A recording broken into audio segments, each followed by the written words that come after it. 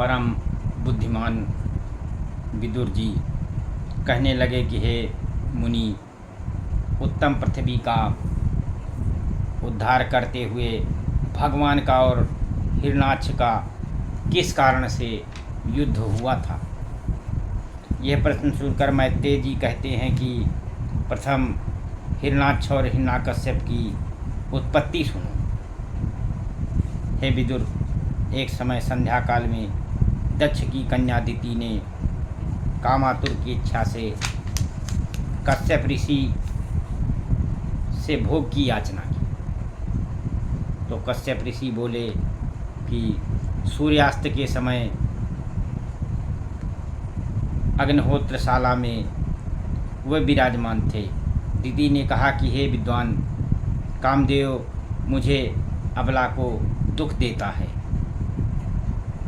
और संतान वाली सपत्नियों की समृद्धि से दक्ष होती हुई जो मैं दासी हूँ सो हमारे पुत्र न हो, यह बड़े आश्चर्य की बात है। दिति के वचन सुनकर कश्यप जी कहने लगे कि हे भीरु, 2 घड़ी पर्यंत का धैर्य रखो, जिससे संसारी मनुष्य हमारी कभी निंदा ना करे। इस संध्या के समय में महादेव जी के गण भूत प्रेत बेताल विचरते रहते हैं, इसलिए संध्या के समय भोग विलास का वर्जन किया गया है और उसको भोग विलास का कार्य संध्या काल में नहीं करना चाहिए, बल्कि जब पूजा आदि का कार्य करना चाहिए।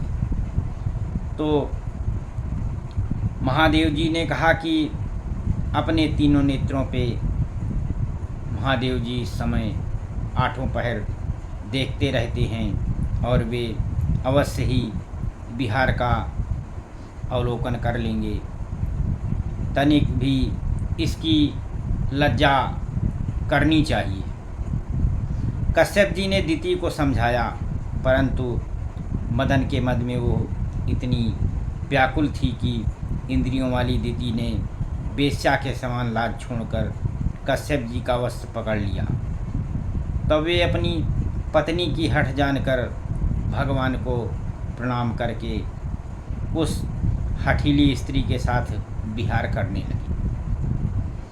भोग में निश्चिंत होकर स्नान करके प्राणायाम किया और ध्यान मग्न होकर के जप करने लगी।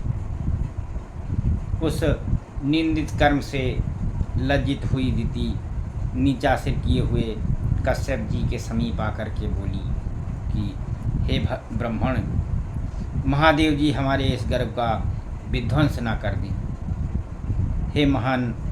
हे ब्राह्मण,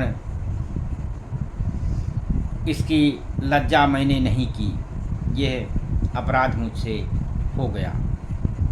वे सती जी के पति हमारे बहनोई हैं, वे हम पर प्रसन्न हों। मैत्रेय जी बोले कि अपनी संपत्ति का, अपनी संतति का शुभ चाहने वाली दिति ने कश्यप जी के संध्या बंदन से निवृत्त होकर के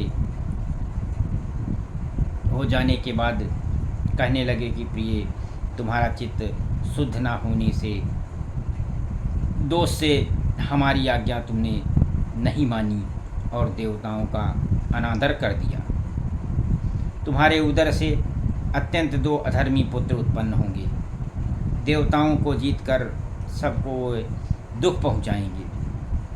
भगवान का अवतार उनके लिए होगा और भगवान उन दोनों का नाश करेंगे।